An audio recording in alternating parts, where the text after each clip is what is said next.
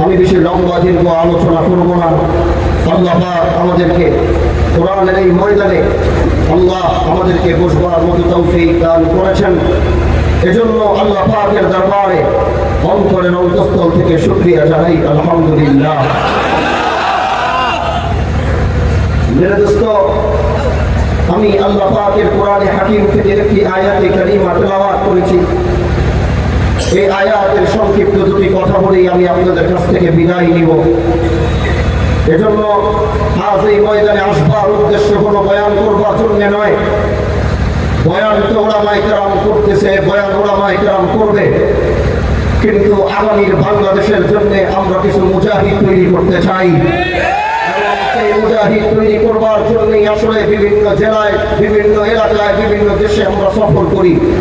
কারণ আমাদের আল্লাহর দ্বীনকে বিজয় করবার জন্যে, আল্লাহর দ্বীনকে বিজয় করবার জন্যে, আল্লাহর দ্বীনের চূড়ান্ত বিজয়ের জন্যে আমাদের সেই ইমানি চেতনাগুলো আবার জাগ্রত করতে হবে। সেই ইমানি চেতনাগুলো নিয়ে আমাদেরকে রাজপথে আবার নামতে হবে। এজন্যই আমি বিভিন্ন জায়গায় গিয়ে আমার তরুণ যুবক ভাইদেরকে আল্লাহর দ্বীনের জন্য উজ্জীবিত করি, তাদের ঈমানগুলোকে মজবুত করার চেষ্টা করি। এজন্য বয়ান ওলামায়ে কেরাম করবে, আমি সংক্ষিপ্ত কথা বলবো। শুনতে রাজি আছি তো ইনশাআল্লাহ? হাত দিয়ে সর্বোচ্চ আওয়াজ দিয়ে বলেন আল্লাহু আকবার। এই আওয়াজে তো চলবে না, আরো আওয়াজ দরকার। এগুলো আপনাদের ব্যক্তিগত আওয়াজ, এগুলো বাড়িতে দিবেন, রাস্তায় দিবেন, ঘাটে দিবেন, কিন্তু আমি আপনাদের ব্যক্তিগত আওয়াজ শুনবার জন্য আপনাদের হাতগুলো তুলে আল্লাহু আকবার বলতে বলি নাই। আমি আপনাদেরকে আপনাদের ঈমানের আওয়াজগুলো শুনতে চাই। কুফরিবাদের মতবাদের সাথে থাকতে থাকতে আজ ইমানদার ঈমানের আওয়াজ দেওয়া ভুলে গিয়েছে। আর ইমানদার ঈমানের আওয়াজ ভুলে যাওয়ার কারণে গোটা পৃথিবীর সমস্ত লাঞ্ছনা, সমস্ত লাঞ্ছনা মুসলমানের কাঁধের উপরে এসে পড়েছে। মুসলমান মাথা উঁচু করে কথা ভুলে গিয়েছে।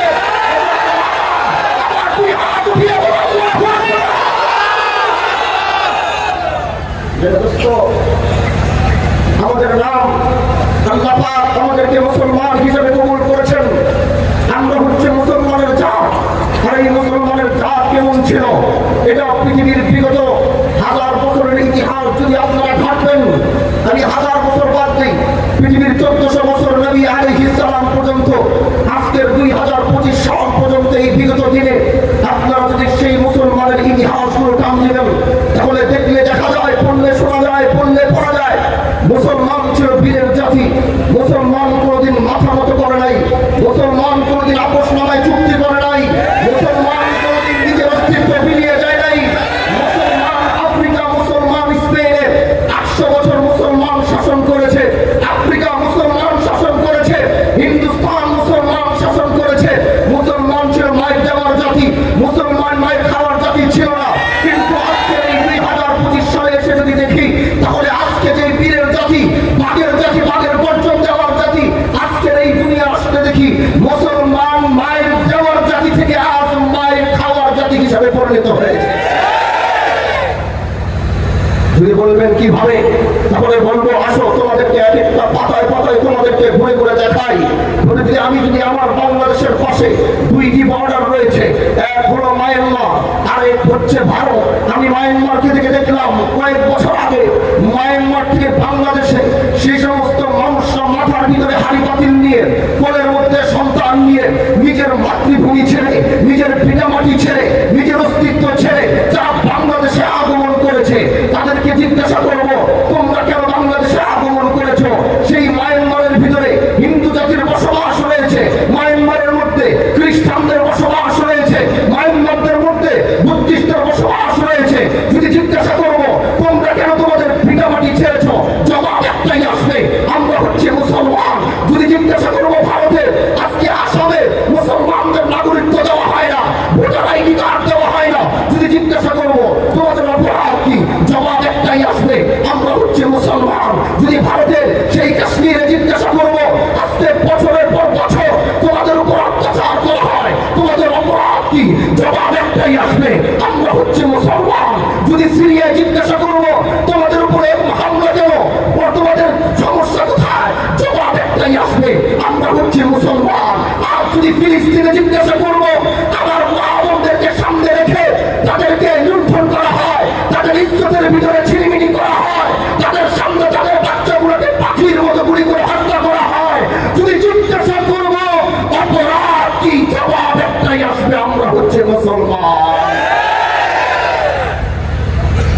অথচ গোটা পৃথিবীর মধ্যে আমরা মায়ের খাওয়ার জাতি ছিলাম না, আমরা মায়ের দেওয়ার জাতি ছিলাম। আমাদের ইতিহাস ঘাটলে এটাই পাওয়া যায়, আমাদের ইতিহাস ঘাটলে এটাই দেখা যায়। পৃথিবী আমরা শাসন করেছি, আমাদের পায়ের নিচে আল্লাহ গোটা পৃথিবী শাসন দিয়েছিল।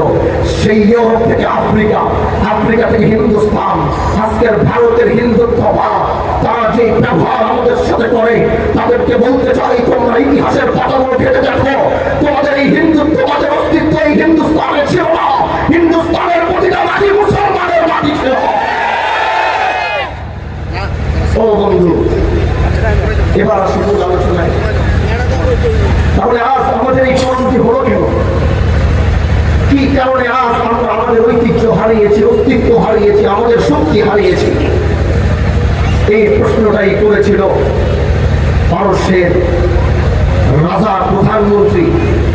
পারস্যের বাদশা জিজ্ঞাসা করেছিল, আমাদের অস্ত্র বেশি, আমাদের সেনাবাহিনী বেশি, আমাদের জনবল বেশি, তারপরেও আমরা মুসলমানের সৈনিকের সাথে যুদ্ধ করে কেন পারি না? এই প্রশ্নের জবাব আমি চাই। मेरे दोस्तों, मेरे अजीजों, मेरे प्यारों, दिल लगाओ, अंतर लगाओ। বয়ান করার জন্য আসি নাই। ও যুবক, তোমার ঈমান গুলোকে মজবুত করার জন্য এসেছি। আল্লাহর দ্বীনের মুজাহিদ বানাবার জন্য তোমার জন্য এসেছি। এজন্য কথাগুলো দিল লাগায়া, অন্তর লাগায়া শোনার মতো চেষ্টা করবেন। পারস্যের বাদশা একই জিজ্ঞাসা করে। পারস্যের বাদশা বলে, আমাদের অস্ত্রের অভাব নাই, আমাদের জনবলের অভাব নাই, গোটা দুনিয়ার পরাশক্তি আমাদের হাতে, কিন্তু যুদ্ধের মোকাবেলার মধ্যে মুসলমানের সৈনিকের সাথে আমরা কেন বারবার পরাজিত হই? ওদের সাথে আমরা কেন পারি না? আমাদের সবকিছু থাকা সত্ত্বেও আমরা মুসলমানের সৈনিকের মোকাবেলা কেন করতে পারি না? আমাকে তোমরা এই জবাব দিবা, মুসলমানের আসল শক্তির উৎসটা কোথায়? আমি জানতে চাই মুসলমানের আসল সেই শক্তির উৎস কোথায়? আমাকে বলো, আমি সেটা জানতে চাই। গোটা মজমার কেউ কোনো কথা বলে না। হঠাৎ করে একজন সিনিয়র সেনা প্রধান দাঁড়িয়ে বলে, বাদশাহ, যদি আপনি অনুমতি দিবেন তাহলে আমি আপনাকে বলতে চাই মুসলমানের আসল শক্তির উৎস কোথায়? পারস্যের বাদশাহ বলে, আমি তো এটা জানার জন্যই আজকের এই গোটা ইন্তজাম করেছি। তাহলে বলো, আমি জানতে চাই মুসলমানের আসল শক্তির উৎস কোথায়? এবার সেই সেনা প্রধান দাঁড়িয়ে বলে, বাদশাহ, সকাল থেকে সন্ধ্যা পর্যন্ত আমরা যুদ্ধ করি, সকাল থেকে সন্ধ্যা পর্যন্ত আমাদের যুদ্ধ চলতে থাকে। প্রতিদিন সন্ধ্যার সময় আমাদের যুদ্ধ মোকাবেলা, যুদ্ধ আমাদের বিরোধী হয়, এবং যুদ্ধ বিরোধী হওয়ার সাথে সাথে আমরা আমাদের তাঁবুর মধ্যে ফেরত চলে আসি। মুসলমানের সৈনিকরা মুসলমানের তাঁবুর মধ্যে ফেরত যায়। বাদশাহ, সন্ধ্যায় যখন যুদ্ধবিরতি হয়, আমরা যখন আমাদের তাঁবুর মধ্যে ফেরত আসি, আর মুসলমানের সৈনিকরা তাদের তাঁবুতে ফেরত যায়। আমরা তাঁবুতে আসার সাথে সাথে আমাদের এই তাঁবুর মধ্যে আমরা কেউ জিনার মধ্যে মশগুল হয়ে যায়, কেউ মদের আড্ডার মধ্যে পাগল হয়ে যায়। সারা রাত আমাদের তাঁবুর মধ্যে হয় মদের আড্ডা চলে, না হলে জিনার আড্ডা চলে। সারা রাত আমাদের এই চলতেই থাকে, এবং সকালে যখন আবার ভোর হয়, আবার যখন মুসলমানের মোকাবেলার জন্য আমরা ময়দানে ঝাঁপিয়ে পড়ি, তখন আমাদের সবারই ঘুমন্ত চোখ। সারা রাত এই আয়েশ করবার পরে ঘুমন্ত চোখ নিয়ে আমরা মুসলমানের মোকাবেলার মধ্যে নামি। কিন্তু আমাদের প্রতিটা সৈনিকের ভিতরে মুসলমানের মোকাবেলায় সকালে নামবার পরে একটা চিন্তা বারবার থাকে, কোনোভাবেই মুসলমানের হাতে হত্যা হওয়া যাবে না। যেইভাবেই হোক নিজের জানটাকে বাঁচাইয়া আবার এই তাঁবুর মধ্যে ফেরত আসতে হবে। যেভাবেই হোক নিজেকে জানকে বাঁচাইয়া নিজের পরিবারের কাছে আবার ফেরত যাওয়া লাগবে। এই হলো বাদশাহ আমাদের অবস্থা। এবার বলি আপনাকে মুসলমানদের সৈনিকের অবস্থা।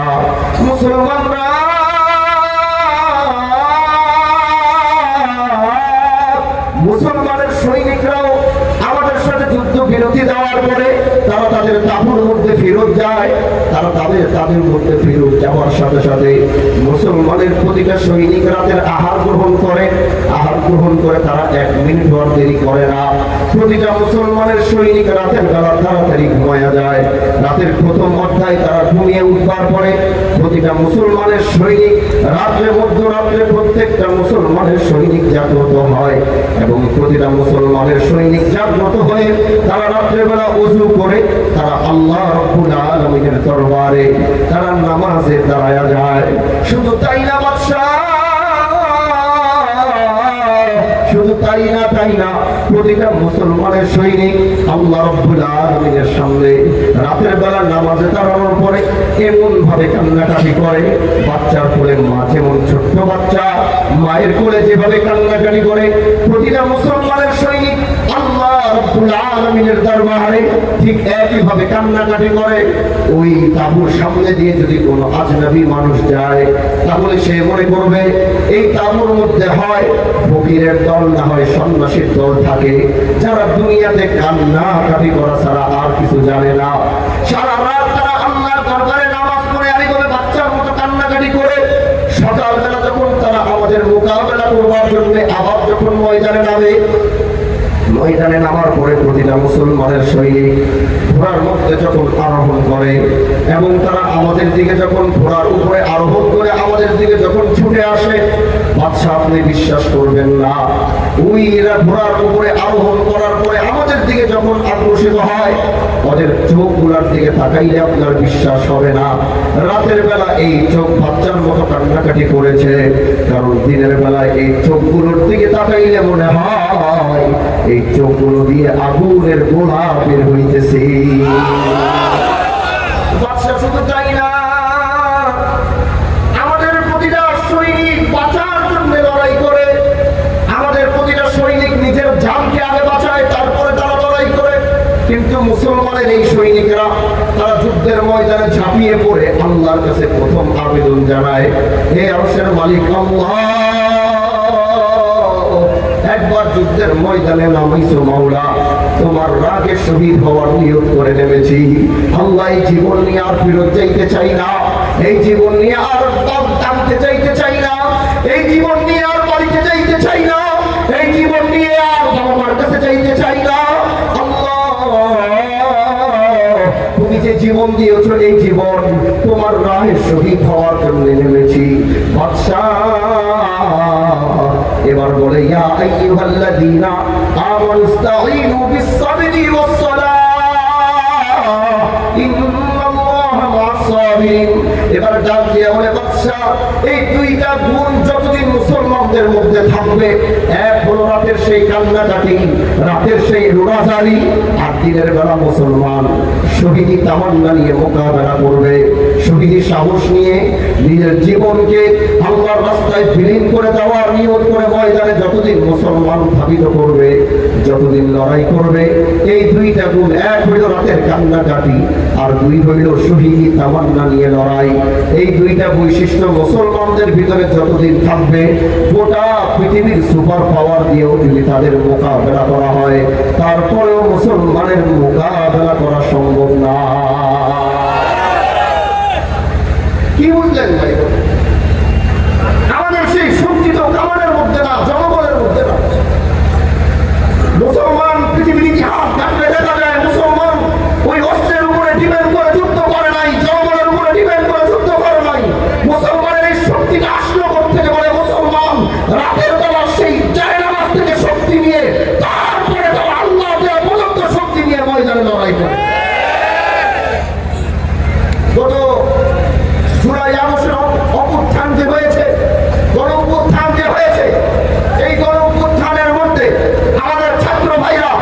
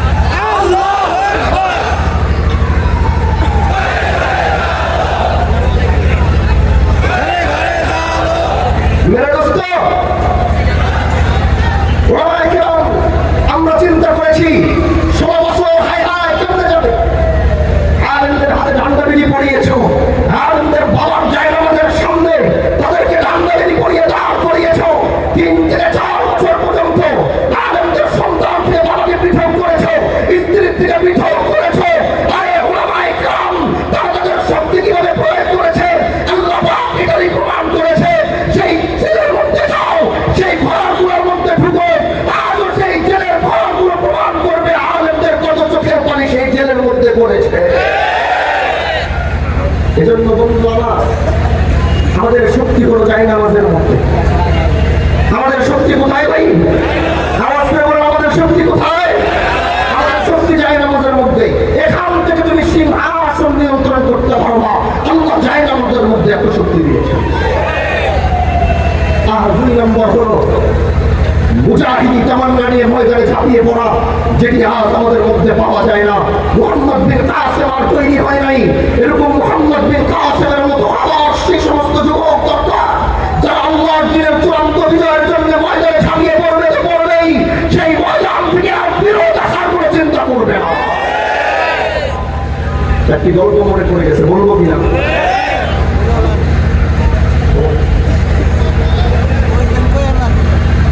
মেরে আজিজ ওটা করে শোনেন। এক বাঘের বাচ্চা, কথাটা খুব মনোযোগ করে শুনবেন। এক বাঘের বাচ্চা বনের ভিতরে বের হয়েছে। বনের ভিতরে বের হয়ে এখন আর নিজে রাস্তাটা হারায়া ফেলছে, এখন আর নিজের বাবা মাকে খুঁজে পায় না। কথাটা খুব মনোযোগ দিয়ে শুনবেন, খুব মনোযোগ দিয়ে শুনবেন এবং নিজের সাথে এটাকে মিলাবেন, দেখবেন এটার সাথে আপনার সম্পর্ক আছে কিনা। বাঘের বাচ্চা এখন বন দিয়ে হাঁটে আর বাপ মারে খুঁজে কাউরি পায় না। এখন কি করবে চিন্তা করে, এখন তো আমি আর কাউরে পাই না, চলবো তো চলবো, কার সাথে চলবো? অনেক দূর যাওয়ার পরে দেখে কিছু ছাগলের বাচ্চা খেলাধুলা করতেছে। বাঘের বাচ্চা চিন্তা করে, বাপ মা হারাইলাম, কেউ তো আর নাই, এক কাজ করি, ছাগলের লগে গিয়ে একটু বন্ধু কথাই, চলতে তো হবে। বাঘের বাচ্চা ঈশা ছাগলের বাচ্চার মনে বন্ধু বাজাইছে, তোরা আমার বন্ধু বানাবি? ছাগলের বাচ্চা বলে, হ্যাঁ বন্ধু বানাবো, কেন বানাবো, আসো। এবার ছাগলের সাথে বন্ধু বাজায়া, এবার ছাগলের বাচ্চা যেখান থেকে দুধ খায়, বাঘের বাচ্চা ওই একই জায়গার থেকে দুধ খায়। ছাগলের বাচ্চা যেখান থেকে পানি খায়, ওই বাঘের বাচ্চাও কি একই জায়গার থেকে পানি খায়। এইভাবে তাদের বন্ধুত্ব চলতেছে চলতেছে, আস্তে আস্তে বড় হইতেছে, বড় হইতেছে। ছাগল যখন আস্তে আস্তে বড় হয় তখন ছাগলের কি গজায়? আমাদের এলাকায় মনে হয় গজায়, আমরা তো কইতে চান না, কি ব্যাপার? আমাদের এলাকায় কিছু হয় না ছাগলের, নাকি নাকি এখানকার ছাগল আবার ব্যতিক্রম? সব জেলার মতোই। আচ্ছা, এবার ছাগলের বৈশিষ্ট্য হলো, যখন দেখবেন ছাগলের মাথার মধ্যে শিং গজায়, এই শিংটা আসার সাথে সাথে ছাগল একটু কেমন যেন ক্রেজি হয়ে যায়। ও কি করে, মনে করেন দুই জায়গাটা বুড়ো চাচা মনে করেন ওই বাজার দিয়ে যাইতেছে, বাজার নিয়ে ছাগলের কোনো কথা নাই, বাদ নাই, পিছন দিয়ে বুঝা দিয়ে কুত্তায় হাড়ে, কুত্তারে গিয়ে বুঝায়, ছাগলে হাড়ে, ছাগলে গিয়ে বুঝায়। এখন এই জ্বালা 3 রকম। এক হইল ছাগলের মাথার ভিতরে শিং গজাইলে ছাগলে গুটাগুটি করে। 2 নাম্বার হলো এক প্রকার ব্যাগ আছে, এটা পানি পাইলে লাফালাফি করে। আর আরেক প্রকার হইল আমাদের দেশের কিছু ছেঁচড়া রাস্তার কিছু নেতা আছে, এই নেতাগুলো ক্ষমতা পাইলে ক্ষমতা অপব্যবহার করে। আচ্ছা নাকি আপনাদের এই ছেঁচড়া ফকিরনি গরিব কোনো মধ্যে গেলে একটু ক্ষমতা পায়, ও মা ওর জ্বালায় আর থাকাই যায়। যা হওয়া হয়েছে, গত 16 বছর আমরা এগুলো বরদাস্ত করেছি, কিন্তু আগামী বাংলাদেশে এগুলো বরদাস্ত করা হবে না। আগামী বাংলাদেশে বিগত দিনগুলোতে আমরা যা বরদাস্ত করেছি, আগামী বাংলাদেশে কোনো পাতি নেতা খাতি নেতার কোনো বরদাস্ত করা হবে না। আগামী বাংলাদেশে ক্ষমতার জন্য কেউ জমি দখল করতে পারবে না। আগামী বাংলাদেশে কোনো গরিবের উপর অত্যাচার করতে পারবে না। আগামী বাংলাদেশ ইসলামের বাংলাদেশ, আগামী বাংলাদেশ কোরআনের বাংলাদেশ, আগামী বাংলাদেশ যুবকদের বাংলাদেশ। ওই বাংলাদেশে আগামীর বাংলাদেশ আমরা স্বপ্ন দেখছি এক ব্যতিক্রমী বাংলাদেশে। বলেন দেখেন কিনা? আব্রাহাম লিঙ্কনের এই গণতন্ত্র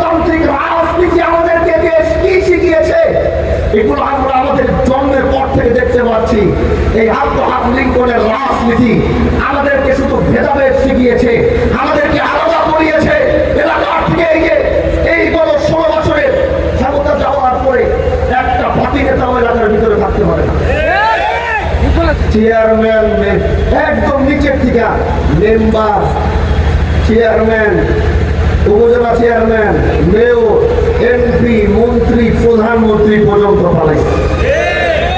এখন বলি এটা কেন হয়েছে? গণতান্ত্রিক রাজনীতি করলে এরকমই পরিস্থিতি হবে।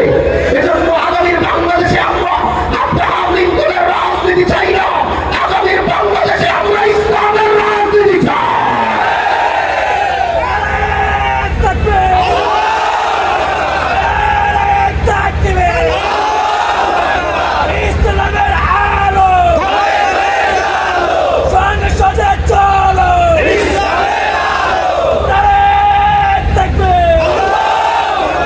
এজন্য আগামীর রাজনীতির জন্য এদেশের মানুষ তোমাদের ঐক্যবদ্ধ হতে হবে। আমরা ওই রাজনীতি আর চাই না যেই রাজনীতি আমাদেরকে পৃথক করা হয়। এজন্য আমরা আগামীর বাংলাদেশের স্বপ্ন দেখছি। ইনশাআল্লাহ আমাদের রক্ততে আমরা রক্ত দিব, জীবন দেওয়া জীবন দিব, তাও বাংলাদেশের রাজনীতিতে আমরা ইসলাম দেখতে চাই। যে বলছিলাম মনে আছে ছাগলের মাথায় যখন গজায়, এখন ওই গিয়ে খালি গুটায়। এখন ছাগলে যখন আর কাউরে গুটানোর জায়গা পায় না, বাঘের বাচ্চাটাকে মাঝখানে রাখছে। তারপরে সব দিক চারপাশে ঘুরিয়া একটা বাঘের বাচ্চা পাশার মধ্যে দেয় গুটা, আরেকটা দেয় মাথার মধ্যে গুটা, আরেকটা দেয় পেটের মধ্যে গুটা। বাঘের বাচ্চা গুটা খায়া খালি জমিনের মধ্যে পড়ে আর শুধু হাই হুতাশ আর কান্নাকাটি করে আর বলে খারাপ বেটা তবু মাথার সিংহা তো আগে আয়া পড়ছে দেখতে তোর আমারে গুটাই গেছো, দাঁড়া দাঁড়া আমার সিংহাও তো আইও, আমার সিংহা আবু, তারপরে দেখবি তবু একটা একটা করে কেমনে গুটা। এখন আপনারা আমাকে বলেন, বাঘ গুটা খায়া যেই সিংহের স্বপ্ন দেখছে যে তার সিং আসার পরে সেই উদ্ধার পরে তারপরে সে এক একটা ছাগলকে গুটা দিবে, আল্লাহ রাব্বুল আলামিন কি বাঘের এই স্বপ্ন পূরণ করবে? কারণ বাঘের শক্তি কি তার সিংহের মধ্যে আছে? এখন এইভাবে যখন গুটায়া বাঘ হাই হুতাশ করে আর সিংহের অপেক্ষা করে আর কান্নাকাটি করে, দূর থেকে একটা বাঘ বের হয়েছে, বের হইয়া বাঘের চোখটা দিয়ে পড়ছে ওই জায়গায়। বাঘে দেখে যে বাঘরে মাঝখানে রাখা ছাগলের বাঘে গুতাইতেছে, মানে ছাগলের বাঘরে গুতাইতেছে। ওই বাঘ চিন্তা করে কিরে আমি কি এই দুনিয়ায় আছি না অন্য দুনিয়ায় গেছি, কোন দুনিয়ায় এলাম? বাঘরে বলে ছাগলের বাঘরে নিয়ে বলে ছাগলে মুস্কারা করে, কোন দুনিয়ায় আছি? বড় মাথা কাজ করে না। কিন্তু আজ বাঘ কি করবে? আজকে বাঘ ছাগল শিকার করবার জন্য নয়, আজকে বাঘের সদাদির ইজ্জত রক্ষা করবার জন্য হুঙ্কার দিল একটা। বাঘের হুঙ্কার শোনার পরে আকার যারা বাঘের হুঙ্কার ছুটেছেন তারা জানেন বাঘের হুঙ্কারে পাহাড় পর্বত পর্যন্ত ফটফট করে কাঁপতে থাকে। বাঘ যখন ওইখান থেকে দাঁড়িয়ে একটা হুঙ্কার দিয়েছে, সেই হুঙ্কারের সাথে সাথে ছাগলের বাচ্চা আর কি দাঁড়াইব, একটার উপর দিয়া আরেকটা কেমনে পালাইব, রাস্তার খুঁজে পায় না। কারণ বাঘ আজকে শিকার করার জন্য হুঙ্কার দেয় নাই, নিজের স্বজাতির ইজ্জত রক্ষা করবার জন্য আজকে বাঘ হুঙ্কার দিয়েছে। এখন ছাগলে যখন বাঘের হুঙ্কার সেরা পালানো শুরু করছে, এবার দেখে ছাগলের লগই বাঘের বাচ্চাও পালাই দিচ্ছে। কি রে ছাগল যাইবো এটাই স্বাভাবিক, এই বাঘের বাচ্চা এটা তো নাই কিন্তু দৌড় আগে পিছন দিয়ে ঘাটটা ধরে আটকাইছে, আটকে রাইট বেটা তুই জোর দেখ না বাঘ কয় ও মা জোর দিব না, আপনি যে জোরে ঝাঁপ দিছে এইটা ঘুরার পরে কি আর কেউ খারাইতে পারে? ওরা ওটা রয়েছে আমি ওটা রয়েছে লেগে দৌড় দিচ্ছি। বাঘ কয় কি রে ভাই পরে কোন রোগে পাইছে, ওর তো আগে রোগের ট্রিটমেন্ট করতে হবে, কথাটাকে ভালো মতো খেয়াল করবেন ভাই, কথাটাকে একটু ভালো মতো খেয়াল করবেন। আল্লাহ বাঁচাইলে বাড়ি কথা ইনশাআল্লাহ আবার বলবে ইনশাআল্লাহ, আর আল্লাহ বাঁচাইলে আবার আসবো, আবার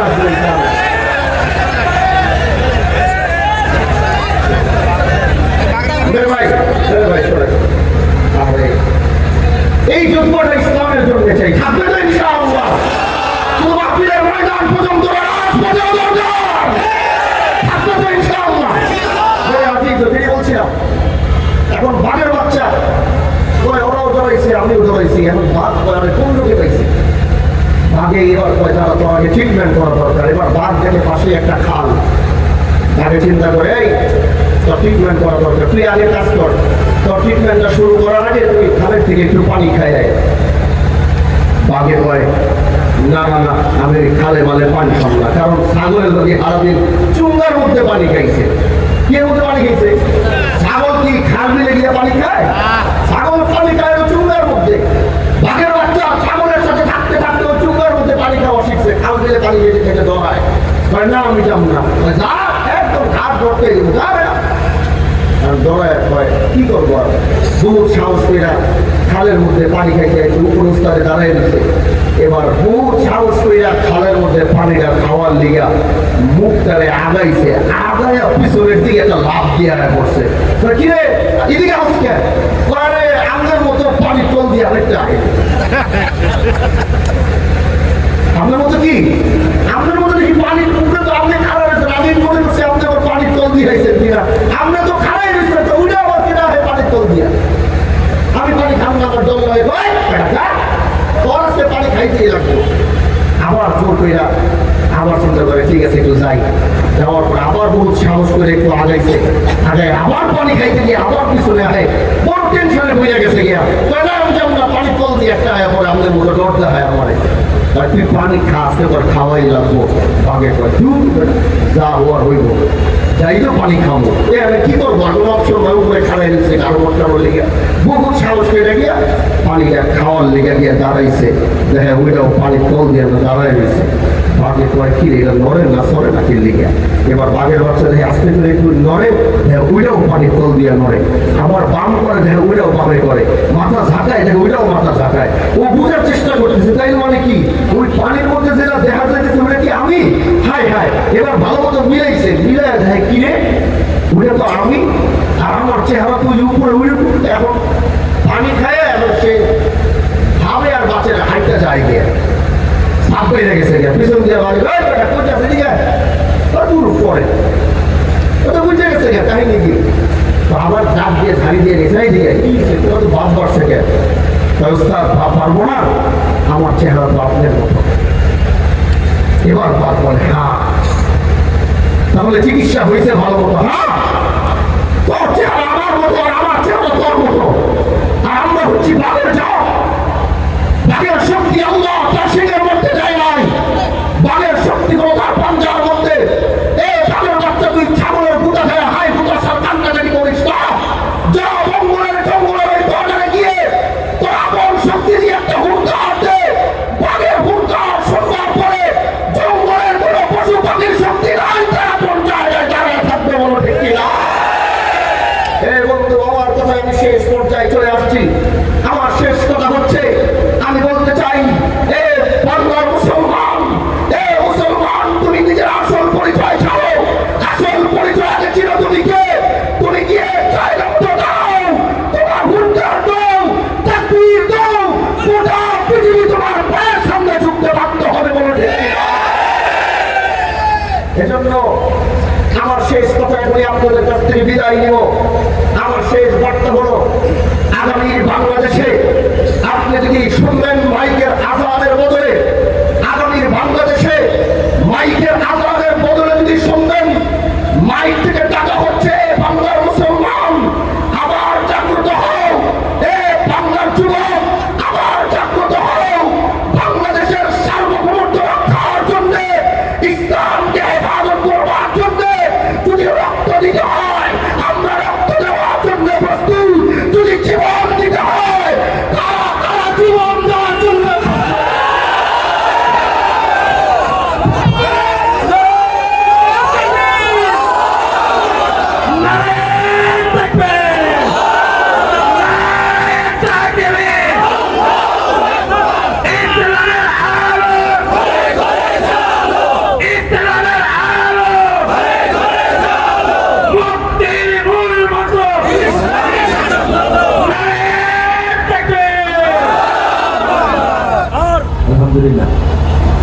সম্মানিত উপস্থিতি, আমরা সকলে বসে যাই। সম্মানিত সুধী, বাংলাদেশ মুজাহিদ কমিটি গাজীপুর জেলা শাখা ও জামিয়া কারিমিয়া মাদ্রাসা গাজীপুর উত্তরে